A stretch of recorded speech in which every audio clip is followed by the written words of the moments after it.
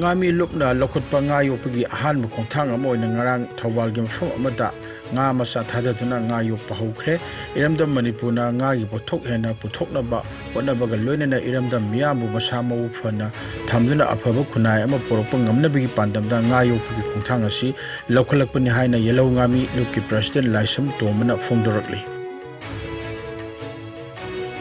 Sahi lisang sitna lising samapan nipuni pandegi hauna Vishnupriya Manipuri community na khunda leita don laba Jiribam Kendra gi village number 40 amadi 41 lesabi thol amasung nungkhal hairiba khul ani asi Jiribam gi revenue village ni haina sahi lisang sitna pata amadi dakchi tha paiduna lakpani hairiba mafam asigi sarukhara inthanariba Tamalong district ki tribal isilinaw singna kumtharakuna makhoigi lamni haiduna jungle cutting torpa amadi khunja sing changbada athingba thanlokpa silaibak thibini haina leisabi tol amadi nungkhal shining club ki makadi press tharupa chirol aman hairi hiramasi gi matangda Jiribam gi DC SPM di mari leinaba singli kyarak hanna wakat pa laikre adu ngasi fawba action amata lokhat pidaba asina khunja singda yamna chauna mipaiba mapokle hiramasi gi matangda lenga na miyeng sangbidana leiba maramna leisabi toldagi bangai chungpau chatpa lambi thingba yauna makhal makha kya khungjang sangsinnabu su sem saduna leire loirana hiramasi gi matangda print amasung electronic media gi islinaw singna marik chumba pawdamasi phobinaba club asigi maikadiki thamjari haina leisabi tol amadi nungkhal shining club ki secretary P Susanto na khoyek pi no thadrok pachir aduna makhatari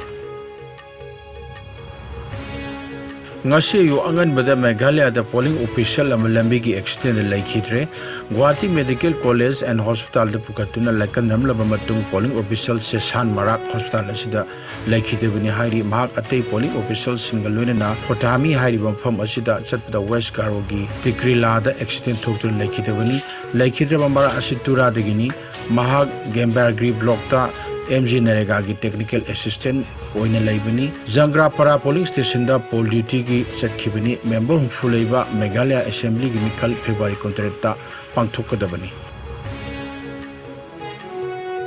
Thawal district ki yari pokta laiba ACMB Higher Secondary School da class 12 exam thariba mairoi singa ngarang Manipuri subject tokko numiki exam loiramda de irang horoktuna school thugaram bagi thawong adu private school development committee Thawal district na haksine lawbuga loirana yaning do phongdo ke thodo odu da thinga da chenaba mairoi Nepal gi matata angle action lokhat pina private school development committee Thawal district na mairoi Nepal adu maming matha amadi rol number sing yauna yari police station aibu cherol ama pisenro wakat khre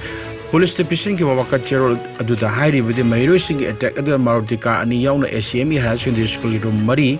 principal ki room da leiba computer set ama atei polam sing atopa room sing da leiba desk amsung bench to karam ki hairi be school sida Imphal East district ki Andro Kendri manung sanba yari pok tu hel da leiba Azad Higher Secondary School mairoi punna chami sunna mapan gi exam center oibini ngarang gi oina mairoi mari absent orga punna mairoi chami sunna manga na exam Thaki mairoi singna nungna landarak padu da mairoi tramanga amasung ojani pi ama pakhat padigi wantharaktura Yaripok Community Health Center da pukhatuna laikanaki hairi Kailun khongsai na puthokpa kuki visual album Longdainu for ngayum ngarang Gladys Cafe B Aizalon Chachambu district release tawkhre thorom aduda sangnare ba mioi kya su saruk yakhi thorom gi wangaloi singna visual video na miamda apunbegi nungsinabegi amasung amato begi paujal ba khungjal yangna sandom bangami haiki kuki film industry the film album amasung short film masing hena puthong abasu kuki gi film producer actor singda pungni thakot ki ngayum hairiba album basu kuki film development association kufida da affiliate tawbuni hairi album release tawgi thorom aduda kuki actor amasung actress kya su saruk yakhi